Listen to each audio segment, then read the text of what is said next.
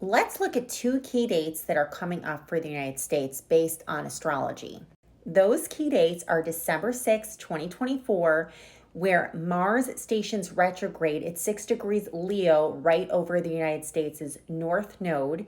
And if you don't understand what that means, hold on, keep watching, I'll explain.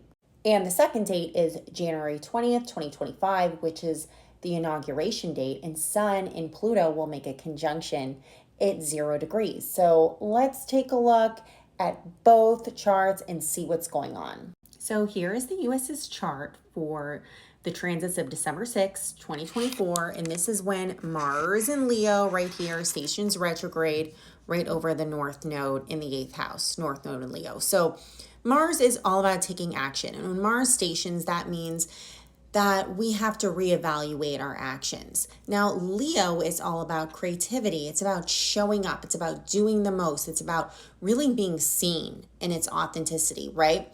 So North Node right here, which is right here in the US's chart, it's 6 degrees Leo.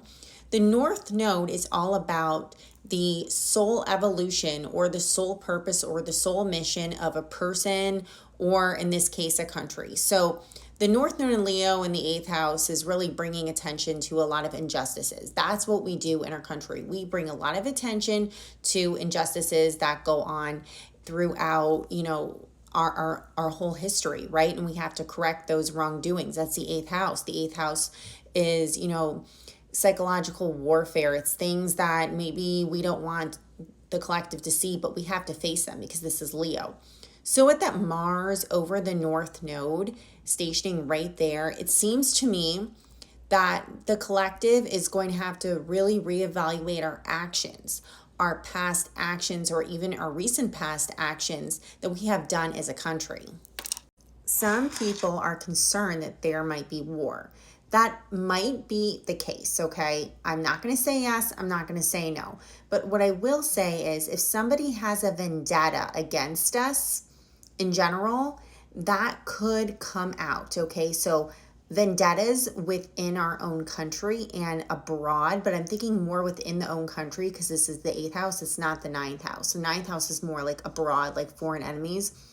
But 8th house is more within, okay? Because in a birth chart, it's with our own psyche. The war is within ourselves. But because also the 8th house is shared resources, we could think of it as like different states maybe having different arguments with each other, okay? And having to face that. In this chart, I also noticed that Jupiter in Gemini is going to make a conjunction with Mars, our own Mars here in the 7th house in Gemini. So it could be that there's going to be a lot of different talks, especially 7th house's legal talks. And this could even be like the confirmation hearings that are going to go on for the cabinet, the potential cabinet that, President-elect Trump is trying to install. Last transit that's interesting is that our moon, right, the US's moon at 27 Aquarius is currently in a square with transiting Uranus. So Uranus here is at about 27 degrees Taurus. Okay, it's going through 6th house. So 6th house, 3rd house, it's like we're really reevaluating how we speak to each other. We're really reevaluating how we, compromise.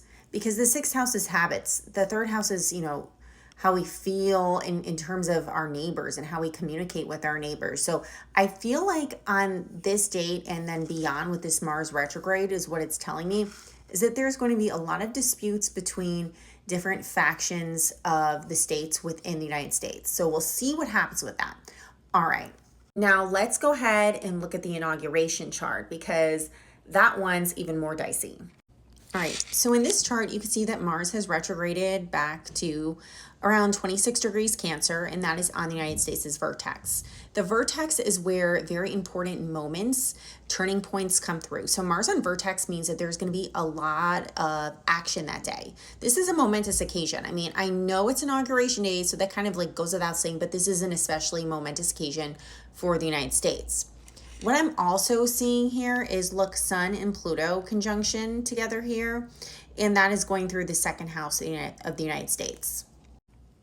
So this is, like I said, it's not making any exact aspect, but the second house is all about resources. It's about wealth. So there's definitely something going on with our resources and our wealth as a country and how we feel. Because the second house is also like about self-esteem. So how we feel, if we feel safe. So Pluto in Aquarius is about transformation of the collective, right? The sun is our identity. So there's something going on here in terms of how we're feeling, and we might feel very divided. Okay, some parts of the country might feel very united because Aquarius can unite people, but it could also make people incredibly tribal, and that could affect our wealth and our resources. The other interesting thing about this chart is that the moon will be in Libra that day over our 10th house, especially in that conjunction with Saturn. So Moon and Saturn in a conjunction kind of indicates like a somber feeling, okay? There is, of course, a soul contract going on here, right? Because somebody's being initiated into power, right? But Moon in Libra, it's about legalities, right? Partnership. Saturn in the 10th house, which is all about leadership and legal leadership. It's like, it's almost as if this feels somber and very serious. Let me know if anything stood out to you. What are your thoughts? Remember, please be respectful. I'm not about division in here. We're about unity. So let me know what your thoughts are in the comments. And of course, if you'd like to book your own reading, please visit sarahashleyastrology.com.